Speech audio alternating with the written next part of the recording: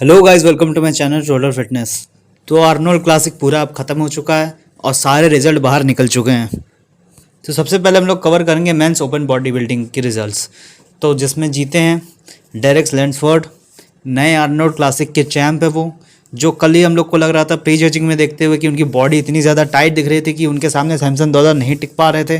Samson दौदा fade हो जा रहे थे उनके सामने, और सैमसन दौदा वहीं पे सेकंड आए हैं।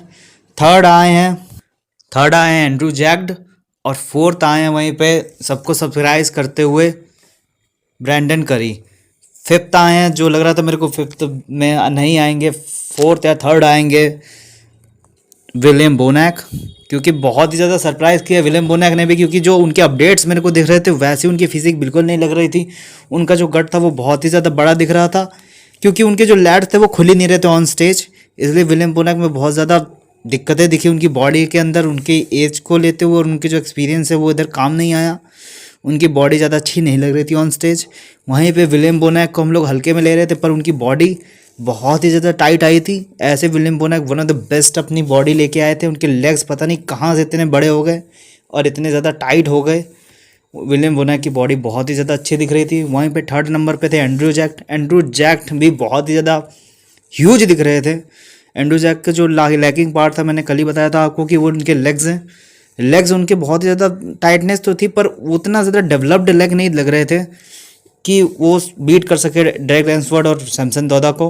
वहीं पे सैमसन दौदा की बात करते तो सैमसन दौदा में फ्लॉस थोड़े से कम थे, पर वो अपनी पीक हिट नहीं कर पाए। मेरे को लगा बहुत ज़्यादा फेड हो रहे थे, जैसे ही थोड़ा थोड़ा जैसे बढ़ रहा था कंपटीशन, तो मैंने कल ही बताया था आपको कि वो फेड हो जा रहे थे, उनके पसीना निकल रहा था, उनके जो मसल्स है वो ज़्यादा अच्छा करके पॉप आउट नहीं हो रहे थे ऑन स्टेज।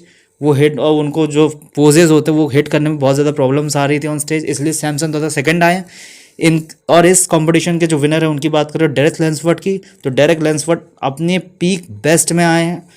इतना अच्छा डेरेक लैंसफोर्ड कभी भी नहीं देखा है। ऐसा लग रहा है सब लोग तो बोल रहे हैं कि 2.0 वर्जन है डेरेक लैंसफोर्ड का इस साल का। उन्होंने सैमसन दौदा को बीट कर दिया, जो मिस्टर ओलंपिया है रेनिंग।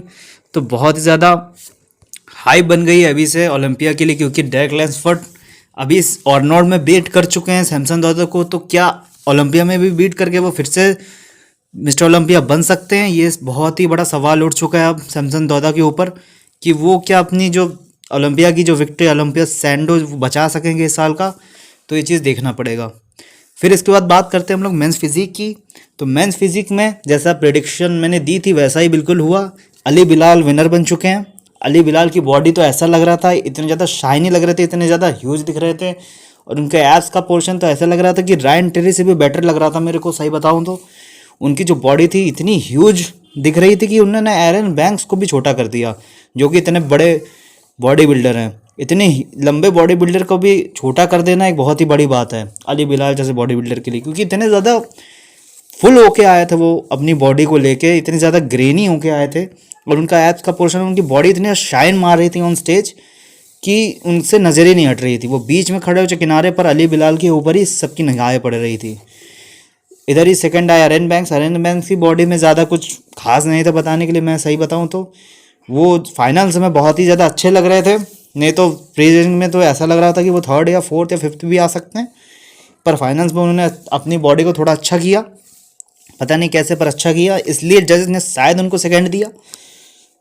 इसलिए थर्ड में रहे डियोगो।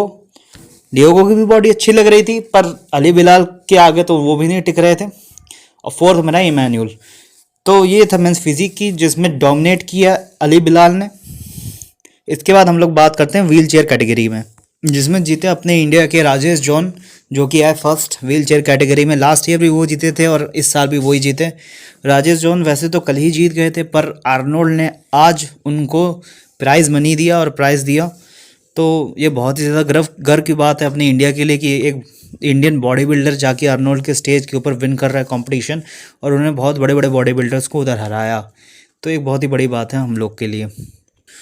और क्लासिक फिजिक का तो आप लोग को पता ही है कि कल ही मैंने बता दिया था कि माइक सोबरफील्ड जीत चुके हैं, और लोगन फ्रैंकलिन ने सबको शॉक करते हुए सेकंड आए हैं। वो लोगन फ्रैंकलिन की बॉडी बहुत ही ज़्यादा अप्रिशिएट की गई है कल और आज में। उनकी बॉडी बहुत ही ज़्यादा ह्यूज कॉम्प्लीमेंट्स मिले हैं उनकी बॉडी को, कि उनकी बॉडी बहुत ही अच्छी दिख रही थी, बहुत ज़्यादा स्ट्रेटेड बॉडी दिख रही थी। एक मतलब आर्नोल्ड ने भी ऐसे करके बोला कि उनकी जो बॉडी बहुत ज़्यादा क्लासिक लग रही है। माइक समरफील्ड को जब वो बधाई देते हुए ये भी बोला कि उनकी बॉडी लोगन फ्रैंकलिन की बॉडी बहुत ही ज़्यादा क्लासिक बॉडी है, ऐसा आर्नोल्ड का कहना है।